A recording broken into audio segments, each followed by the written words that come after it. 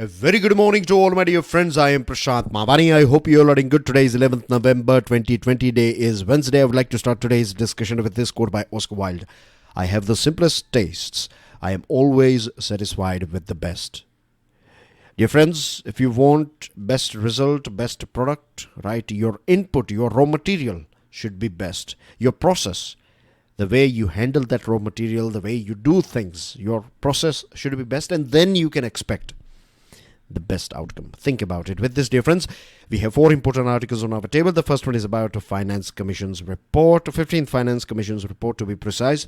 Second one is about COVID vaccine. Third one is on Pakistan, political situation in Pakistan, pressure on Pakistan, internal and external. And this article is written by ex-IPS officer. The fourth one is about a material called graphene, building blocks. We are going to go through it and some interesting facts about graphene in the fourth article. But before that, dear friends, a big Diwali sale is on. You are getting flat 50% discount plus 10% discount. So we are talking about what? 60% discount when you use this Diwali 10 code on any of our smart course. To find out more about it, all you have to do is download our mobile application.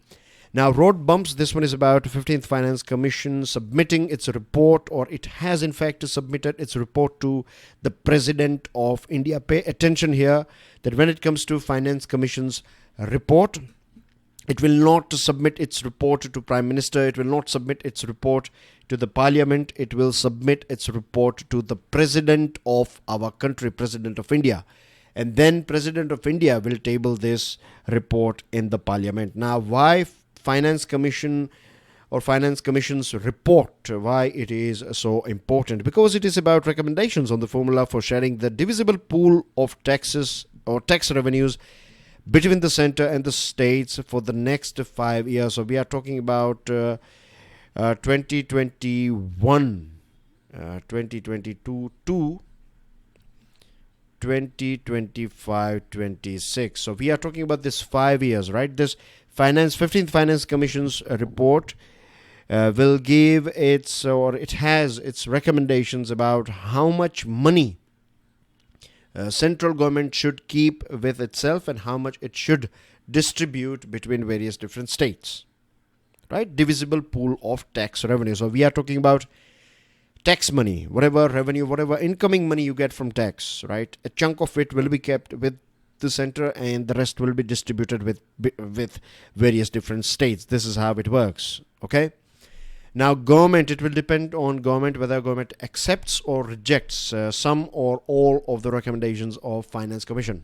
Remember, this is a commission. This is not the decision of recommendations. That's the reason why you use the word recommendations. It's not orders, right? They are recommendations. So it thoroughly depends on the government of India to accept or reject some or few or all recommendations of Finance Commission. But generally speaking, most of the recommendations most of the time are accepted by the government of India. I have one question for you. Can you give me the name of the 15th Finance Commission chairman? Who is the chairman of 15th Finance Commission? Stick your answer in the comment section. Now, 14th Finance Commission recommended a sharp increase from 32% to 42% of the divisible pool of revenues, and the center accepted it. So earlier on, what used to happen, let's say if you have received 100 rupees in tax, then 42 will be distributed between various different states, and the rest of the money, 58, will be kept with central government. So this is how it is now. Early on it was 32.68, but today it is 42.58, and there has been a small change here, right, to 43.57. The reason why we have 43 is because 1% is for UT of Jammu and Kashmir and Ladakh for the development of these two new union territories. Now, we know what happened with GST, right? GST Council meeting, ups and downs about lack of revenue was one of the main issue, as we know. Then, central government provided 2 options, and opposition states were not happy with these options because central government said that you need to borrow the money yourself. right? And the states were not happy with it at all. They said that it is your duty and things like that. So we have gone through it, so I'm just being very quick here. But finally, central government has said that it's okay, that we will borrow and then we will distribute this money with you guys. So I believe at present 22 states are in favor of centre's plan, and more will join for sure, because this plan looks okay. Now, one thing that is a matter of concern is that when it comes to money, when it comes to revenue, central government has deployed more cesses and surcharges. And a few days ago we were talking about this thing, that when it comes to cesses and surcharges, whatever money you get, whatever money central government collects in cesses and surcharges, it is not supposed to share it with states. So this is the money that central government will keep with it. So money from cesses and surcharges has gone up, but revenue collection from tax has gone down, obviously because of lockdown and its ripple effect on our economy. So we need to do something about it. There should be a permanent solution for this thing. Maybe if you have extra money, if you have good amount of money collected via cesses and surcharges, then this can be used for GST compensation. This is my personal opinion. Now, central government had tasked the commission with assessing a few unusual ideas, and I believe this will be opposed by many states. The first one is that state governments, right, they need to contribute money in terms of when it comes to defense and security. The second thing is you will get incentives, or states will get incentives if you perform on reforms. So let's say if you are doing very well with direct benefit transfers, then you will get incentive. If you are doing very good with one nation, one ration card, then you will get benefits and things like that. So I believe these 2 points are going to be bit bumps. They are going to be, they may create turbulence between center and state. Southern states are worried about the money that they will get. Generally, what happens is that money is distributed based on your population, right? Population of a particular state or given state. Now, southern states, they have done very well in terms of reducing their population. So this is a positive thing. They should be incentivized for this thing rather than penalizing them by giving them less money. So this is a very interesting, very important point that central government should keep in mind. The good thing about this 15th Finance Commission report is that it has a dedicated volume entirely on states. So we believe that this volume will have thorough details about which particular state needs what sort of support and things like that. A customized solution for various different states. So let's hope, because we'll come to know more about this report only when this report is tabled in the parliament, right? And central government should make sure that it is tabled as quickly as possible, preferably this winter session, so that we can have a thorough discussion on this thing. And if there are any problems, then states can sort out their anxieties, and we can debate and sort out things so that states can plan their budget properly and we can have a smooth implementation. Simple as that. With this, dear friends, I have already shared the PDF of today's lecture on my Telegram channel. You can follow me on Facebook as well. If you have learned something from today's discussion, then please hit the like button. Please make sure that you share this lecture with other students, and don't forget to subscribe to our YouTube channel. Now, the second topic is vaccine hope. Every one of us, right, waiting for this vaccine, COVID-19 vaccine. This is going to be a big sign of relief for every one of us. Now, we have a pharma company called Pfizer, and Pfizer has claimed that its 2-dose COVID vaccine is 90% effective as per early analysis of its late stage trial. I hope that this is the one that we were we are looking for. Let's hope that the search for this COVID-19 vaccine is over from this thing. But still, right, it has to prove its long-term safety and efficacy. This is something that is very, very important. Now, Pfizer has released only sparse details from its clinical trial. So we are waiting. The world is waiting. Scientific community or peers are waiting for more details about this particular two-dose COVID vaccine of Pfizer. Developing an effective vaccine at such a breakneck speed would be nothing short of a miracle. This, so far in history of human beings, we have never ever developed any vaccine, right, in this much time. This is outstanding. This is, we have achieved something impossible if we have achieved what Pfizer is claiming. So this is going to be a saver for humanity for sure, and it is using this mRNA technology.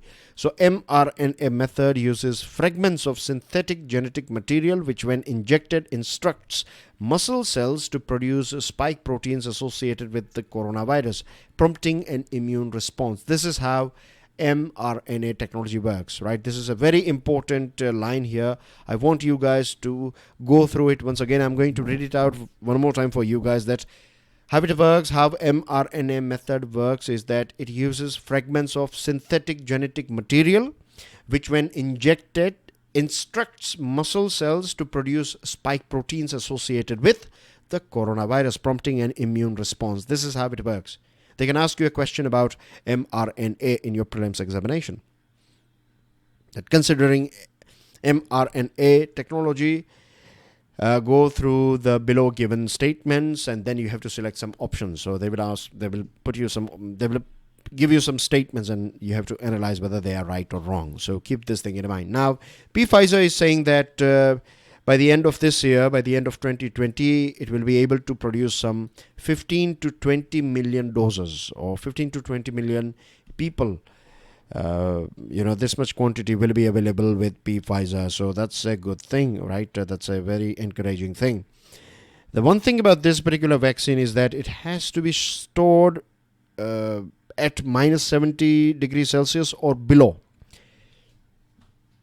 And if you keep it in a normal refrigeration temperature, then it will spoil in about 5 days' time. So what do we say? Logistics or storage and transportation is going to be a very huge challenge, because we are not talking about just our country here. We are talking about the whole world. As far as our country is concerned, then I strongly believe that it's not going to be that difficult for us, because we have Indradhanush program going on for ages now. We have this polio vaccine program going on for ages now, TB and so many things. So storage and this sort of things, we are used to with it. We have human resource, we have human capital, we have infrastructure, we have experience and so many things. Of course, we would need some sort of tweaks here and there, and we would need some sort of upgradation at various different points, but that's achievable. That's not impossible, and we are already planning ahead, as we know that we have a special committee that is looking after distribution as well as storage and other things, or challenges, the possible challenges associated with distribution and vaccination program of COVID-19. So I'm not taking this thing very seriously. The reason is that we are already working on it. So that's a good thing. We have this early, we are like proactive as far as storage and transportation and sorting out things is concerned. One thing that is a big challenge for us is that we have not reserved, or we don't have any sort of MOU or any sort of deal with the Pfizer. Pfizer is not a government organization, right? It is a private pharma company, and it is not part of this WHO's COVAX distribution program either. So what we need to do is we need to have a proper MOU or maybe some sort of deal with Pfizer, so that when this efficacy of this particular vaccine is proved, then we can either produce, they can share a formula with us, and then we can produce this vaccine in our country and distribute it in various different parts of our country as well as world, or we should get a certain amount of doses from Pfizer directly, something like that. We need a deal, right? We need a deal or an MOU or something like that with Pfizer as quickly as possible. Moving on to next item, this article is about Pakistan. Pakistan is going through huge amount of pressure, internal as well as external pressure, and this article is written by a very important person. His name is Santanu Mukherjee. Okay. Now, who is Santanu Mukherjee? He is ex or retired IPS officer, and he is a security analyst, as well as he has been a national security advisor to the Prime Minister of Mauritius. So a person who is well experienced in this field has written this article. You will find this article in a newspaper called Millennium Post. Now, many of you would be wondering, like, why, what is Millennium Post? It's a newspaper, of course, and see, these days, it's not like, and not these days, it's been nearly 4-5 plus years now, or maybe 5 years plus now, that the game has, the rules have, it's different now. You cannot rely on just one newspaper, right? And there are various different newspapers. They have very interesting articles on various different topics. So don't worry about it. I'm here. That's what I do, right? As you know, regular students, that I bring articles, I bring best topics from various different newspapers for you guys. So even though the name is the Hindu Analysis, it's okay. Most of the articles are from the Hindu newspaper. But if I find something interesting, something very important for your examination, then I, of course, cover it and bring it to you. So this is a very important article. Now, Pakistan is saddled with umpteen problems. Umpteen means so many problems. There is a long list of problems. But the biggest one when it comes to external pressure on Pakistan or Pakistan's government, then that is coming from Financial Action Task Force, FATF. Now, on 23rd October 2020, FATF announced its verdict that it is going to keep Pakistan in its grey list, which is okay, but I'm not that much impressed. If you ask me, then I would say that Pakistan is a country that should be under blacklist since ages. It deserves to be in blacklist because of its government, of its army, as well as breeding ground that Pakistan provides for various different terrorist organizations, as well as training, and all these facilities are available in Pakistan when it comes to terror funding, terror money, terror activities, and so many other things. Now, FATF gave Pakistan 27 things. There were 27 points, or you can say 27 goals that were given to Pakistan, but Pakistan has so far fulfilled only 21. Now, the reason why FATF has extended this retention of Pakistan in grey list is because of COVID-19 pandemic. Mongolia and Iceland, they were in this grey list, but they were removed from the grey list. But Pakistan will be reviewed again on 20 as well as 20th and 21st February 2021 when the next plenary FATF meeting will take place. So we will know the fate of Pakistan in early 2021. So this is one of the biggest pressure through which Pakistan, external pressure that is mounting on Pakistan. If it will not sort out this rest of the pending 6 requirements, then chances are that it will be kicked into a blacklist, demoted to a blacklist, if I can put it that way. Now, when it comes to internal threat or internal issues, the biggest one is going on between Sindh police or police versus army. And this is very, very new for Pakistan, and it's very dangerous as well.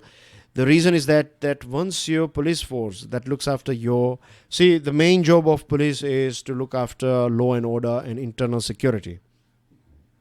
Army, Navy, Air Force are for external security. If someone is going to attack you, then it is not police, it is Army, Navy, Air Force, your defense forces, they are going to act. And if something is going on in your society, in your cities, in your provinces, then police is the most important. They are trained for it, right? They are responsible for law and order and other things.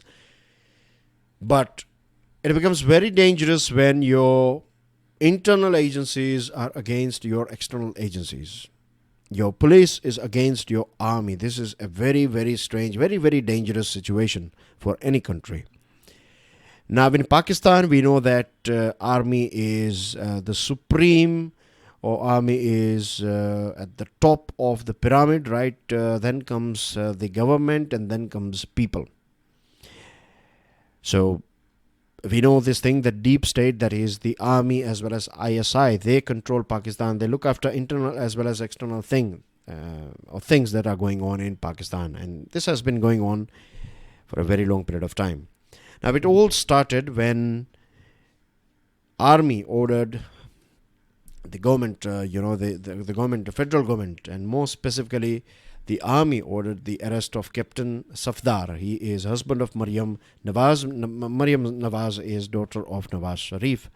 So, when the government what government did? Government asked Sindh police to arrest Captain Safdar. And the police said, police refused to comply with orders, forcing the army and the frontier corps based in Karachi to arrest the IG, Mustaq Ahar, raiding his house, intimidating for action against Safdar. So this was not taken very well by Sindh police. In fact, the Sindh police, they took it as a very bad thing that IG or the leader is being harassed by army as well as ISI. So there was a big Sindh police, they left, or there was a leave en masse. That means there was a clear protest, and they said that they are on leave. So this is very dangerous. The reason why it is dangerous is, just imagine that if people do something, if the law and order is not proper, then government will ask police to do it, but police will not do it because you were trying to threaten our leader of this department, that is IG of Sindh province. So it's a very tricky situation, very dangerous situation. Now, if army wants to control the people, it won't be able to do it, because early on it used to do it via police, right? Via government, then police. But now the police is not working for government, or it is not happy with government, so you don't have any control at all. The other thing is that the people of Pakistan, most of them, they are supporting this PDM. PDM is entire political opposition parties are under one umbrella of this PDM, and they are protesting against Imran Khan government. They are not happy with interference of army and ISI in politics of Pakistan, and this is a new revolution, and this is good for Pakistan. The reason I'm saying it is good for Pakistan and the world is because, see, the biggest problem with Pakistan is that army has always interfered with government dealing. When Indian government is trying to sort out things with Pakistan, or Pakistani government is trying to sort out things with India, then army will step in, Pakistani army will step in, and it will create some sort of troubles, right? And then we see that two governments are not having any sort of discussion with each other. So yes, if we can see a revolution in Pakistan through which the control of Pakistan will be under the hands of elected government, then that will be a very, very interesting, that will be a very big change in Pakistan. And this is what we want to see, right? That a proper government, we want to see Pakistan as a democratic nation, so that we can also develop this South Asian region. Then once your army is weak, when I say weak, I mean to say that army has to take orders from the government, it should not be other way around. So if we have this sort of army in Pakistan, then that will be good news for India as well, for our peace and security. And if Germany and UK, right, they were against each other in World War II, and they have bombarded each other, and they have killed so many soldiers of each other, but now they are working very well. They are peacefully coexisting with each other since last 70 years. Then we can definitely, right, Pakistan and India, we are like, we used to be one country, same culture, so many things are common. All we need to do is get rid of terrorism and get rid of this army's interference and ISI's dirty things in politics, and we will be entering into a new world. But I'm sure Imran Khan is bound to have a series of sleepless nights in the days to come because of external and internal pressure. Last one is about building blocks. It's about this wonderful material called graphene, right? It was discovered back in 2004 in University of Manchester by Professor Andre Game and Professor Kostya Novoselov. They won a 2010 Nobel Prize in Physics as well for inventing or finding graphene. It has always been here with us. It was very easy. Do you know that even your pencil, this pencil lead, it has graphene in it. So it is graphite. Graphite is made up of, it's like a 3D thing, and your graphene is 2D. I'll take you through it in a minute. So it looks something like this, and it is harder than diamond, and a million times thinner than human hair, and it is 200 times stronger than steel. It is its conductivity with electricity is solid. It's very good. It is thin and lightweight, high thermal conductivity as well, a very high transparency. You can use it for devices, for water filter or desalinization. Electric devices can be made out of it, medical sensors and drug delivery, energy storage and composites, and so many things. So far you'd be wondering, where is graphene around me? Am I using anything that is made up of graphene? No. The reason is it's not like it's a fictional material. Huge amount of research is going on this graphene in last 14 years now, or maybe 16 years, isn't it? 2004 till now. And dear friends, one more thing, you will read here 2003, right? But I have verified it's not 2003, it is 2004, right? That it was discovered back in 2004 in University of Manchester. So a huge amount of research is going on. So many papers are published on graphene related subject, and hopefully in near future we'll see so many products made up of graphene. Now, amazing as it sounds, graphene was simply extracted from a piece of graphite using a common adhesive or sellotape. The only difference is that graphite has a 3-dimensional crystal structure. A graphene is a 2-dimensional material. The only problem why we don't find graphene around us is because lack of economically feasible and efficient mass production. We don't have mass production technique for this thing, and we are working on it. It's not that difficult, but the thing is we're still working on it. We have normal material, like we are making so many things from silicon. So switching over is going to increase your cost. So there are this sort of challenges are there. As far as material is concerned, it is solid, and we find some companies, like in Italy you have this helmet manufacturing company called Momo Designs. They have floated a range of helmets coated with graphene, so they are more safe. They distribute this impact force and make it more safer, and they dissipates heat faster, so they are a bit more cooler to wear. Not cooler in the sense of style, but in terms of temperature. An American company called Real Graphene has created a graphene enhanced lithium battery that can early on your phone would take 1 hour to charge, but in nearly less than 20 minutes you can time from an hour to a half to 20 minutes. Within 30 minutes, 20 minutes, you can full charge your phone. So we need more research on this thing, and I strongly see that this technology will be used for charging our electronic vehicles. Then you have it generates less heat as well compared to conventional lithium batteries. And there is this company called Italcementi. Italcementi is using graphene infused concrete. So you don't need wires for your electricity in buildings. You can use your, in fact, walls. So I'm not sure about how safe it is. Safe in the sense, I hope we don't get electric shock. But I think they have some sort of solution for it. I need to find out how it works.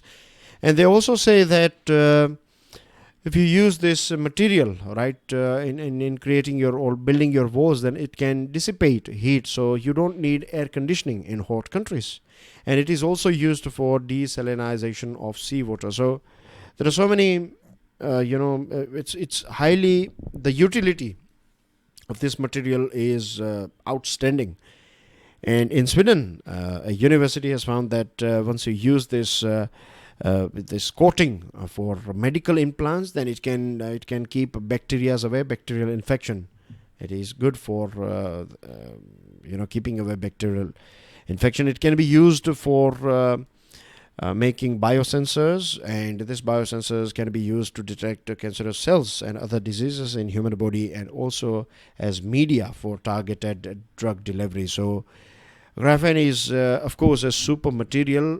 It's outstanding material. It is when plastic was invented, it was one of the biggest thing. I would say that graphene is again one of the biggest milestone that we have achieved so far, and the only limit to graphene is our imagination, right? So I'm sure in near future we will see so many products made up of graphene. And that's basically everything from my side, dear friends. Good news from this region, Armenia and Azerbaijan. They have signed a peace deal. This is BJP and JDU and Congress and others, their seats that they have won in this Bihar election. And then you have this Prime Minister Modi. He addressed the SCO summit, and he said that countries like Pakistan and China, they should respect territorial integrity. And that's everything from my side. Make the most out of this big Diwali sale. And don't forget to stick your answer in the comment section. Hit the subscribe button and hit the like button. I'll see you soon with daily financial news analysis. Enjoy your studies. God bless you all. Jai Hind.